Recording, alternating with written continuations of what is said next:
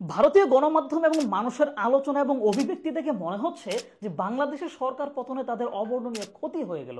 তাদের আলোচনায় বারবার দেখানোর চেষ্টা করা হচ্ছে যে বাংলাদেশে মৌলবাদীর উত্থান হয়ে যাবে, সংখ্যালঘুরা নিরাপদে থাকতে পারবে না, ইত্যাদি ইত্যাদি। সত্যি কথা বলতে তারা একটু বেশি টেনশন করছে, আর এই টেনশনের যথেষ্ট কারণও আছে।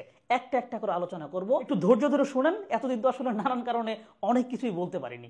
দেখেন, আন্তর্জাতিক রাজনীতির মাঠে খেলা চলে গিভ অ্যান্ড টেকের। এক দেশ আরেক দেশকে একটা সুবিধা দেয়, বিনিময়ে অন্য একটা সুবিধা নেয়। আওয়ামী লীগ সরকারের সাথেও ভারতের গিভ অ্যান্ড টেক সম্পর্ক ছিল, কিন্তু সেক্ষেত্রে সম্পর্কটা ছিল আওয়ামী লীগের সাথে, বাংলাদেশের সাথে না। ভারত বাংলাদেশ থেকে ট্রানজিট সুবিধা নিয়েছে, বাংলাদেশের বন্দর ব্যবহারের অনুমতি নিয়েছে, বড় কিছু প্রকল্পে চীনের প্রবেশ আটকে দিয়েছে। এর বিনিময়ে বাংলাদেশও ভারতের কাছ থেকে কিছু প্রত্যাশা করেছিল, যেমন তিস্তার পানি বন্টন চুক্তি, সীমান্ত হত্যা বন্ধ, ভারতের ভূমি ব্যবহার করে নেপাল ভুটানে বাণিজ্য করার সুযোগ ইত্যাদি। কিন্তু ভারতেরটা পেলেও বাংলাদেশ কিন্তু কিছুই পায়নি, কারণ আওয়ামী লীগ একটা জিনিস পেয়েছিল এই সব কিছুর বিনিময়ে, সেটা হলো অবৈধভাবে ক্ষমতায় থাকার বৈধতা। অর্থ দিয়ে, বুদ্ধি দিয়ে, শক্তি দিয়ে, মিডিয়া দিয়ে আমাদের নির্বাচনকে নিয়ন্ত্রণ করেছে ভারত। অবৈধভাবে শেখ হাসিনাকে টিকিয়ে রেখেছিল, আর এই ক্ষমতার বিনিময়ে গুরুত্বপূর্ণ কোনো সুবিধা না দিয়ে বাংলাদেশের কাছ থেকে সুবিধা আদায় করেছিল ভারত। সেই সাথে ক্ষমতায় রাখার বিনিময়ে ভারতের সবচেয়ে বড় যে ভয়, সেভেন সিস্টার্সের বিচ্ছিন্নতাবাদ, সেইটাকে ঠেকিয়েছিল বাংলাদেশের মাধ্যমে।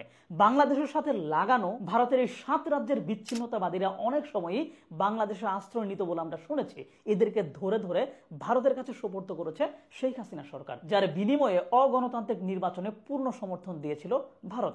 দেখেন, পাশাপাশি দুই দেশের মধ্যে ট্রানজিট থাকবে, একে অন্যের বন্দর ব্যবহার করবে, এগুলো স্বাভাবিক ঘটনা। এসবের মাধ্যমে বরং পজিটিভ জিনিসই ঘটে। কিন্তু বছরের পর বছর যখন সকল সুবিধা ভারত নিয়ে যাচ্ছিল আর বাংলাদেশ কিছুই পাচ্ছিল না, তখনই মানুষের মধ্যে ভারত বিদ্বেষী মনোভাবের সূচনা হয়। একে একে যখন পুরো বাংলাদেশের ভূমি ব্যবহারের অনুমতি ভারত নিয়ে নিচ্ছিল আর বিনিময়ে আমরা তিস্তার পানিও পাচ্ছিলাম না, তখন আর মানুষকে ধরে রাখা যায় নাই। এই জিনিসগুলোই ভারতের বড় চিন্তার কারণ। ফাও ফাও সুবিধা তারা নিতে পারবে না, এখন ডিল হবে সমানে সমানে। ডক্টর মোহাম্মদ ইউনুস এনডিটিভির এক সাক্ষাৎকারে বলেছেন, যদি বাংলাদেশ অস্থিতিশীল হয়ে যায় তবে সেভেন সিস্টার্সও কিন্তু অস্থিতিশীল হয়ে উঠবে। মানে সেভেন সিস্টার্সের নিরাপত্তার জন্য ভারতকে এখন বাংলাদেশকে অবশ্যই সমীহ করতে হবে।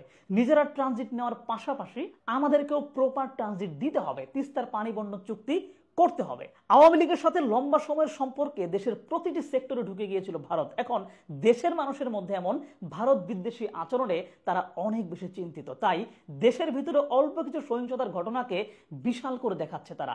ধর্মীয় আক্রমণটাই শুধু দেখাচ্ছে, কিন্তু আমাদের দেশের মানুষ যে মন্দির রক্ষা করলো সেইটা দেখাচ্ছে না। এখন ভারত সরকারকে নতুন করে বাংলাদেশের সাথে সম্পর্ক বিল্ড আপ করতে হবে, কারণ চিকেন নেকের নিরাপত্তা এবং সেভেন সিস্টার্সের নিরাপত্তার জন্য বাংলাদেশের সাথে কোনোভাবেই সম্পর্ক খারাপ করা যাবে না। আর এখন যদি বাংলাদেশে এরকম সুন্দর সরকার আসে, তবে কূটনৈতিকভাবে সমাধান হবে সমানে সমান। সর্বদা একটা ভয়ের মধ্যেই থাকতে হবে ভারত সরকারকে। এই জায়গায় ভয়ের আরেকটা কারণ আছে, যেটা আন্তর্জাতিক রাজনৈতিক খেলা। দেখুন, ডক্টর মোহাম্মদ ইউনুস যদি সরকার গঠন করে, তবে পশ্চিমা মহলের সাথে বাংলাদেশের সম্পর্ক ভালো হওয়ার কথা, বিশেষ করে আমেরিকার সাথে। গত 2023 সালে আমেরিকা শেখ হাসিনা সরকারের পরিবর্তনের জন্য ব্যাপক চেষ্টা করে, কিন্তু ভারতের জন্য সেটা করতে পারে না। সেই সময় বাংলাদেশ ইস্যুতে আমেরিকা এবং ভারতের মধ্যে সম্পর্কের অবনতি হয়। সেই সাথে ইউক্রেন রাশিয়া যুদ্ধেও ভারত কিন্তু আমেরিকার কথা না শুনে রাশিয়া থেকে তেল আমদানি করে, এতে আমেরিকা অখুশি হয়। এসব কারণে বাংলাদেশ ইস্যুতে ভারতকে হালকা চাপের মধ্যে রাখতে চাইবে আমেরিকা। এইটাও কিন্তু ভারতের জন্য একটা ভয়ের ব্যাপার।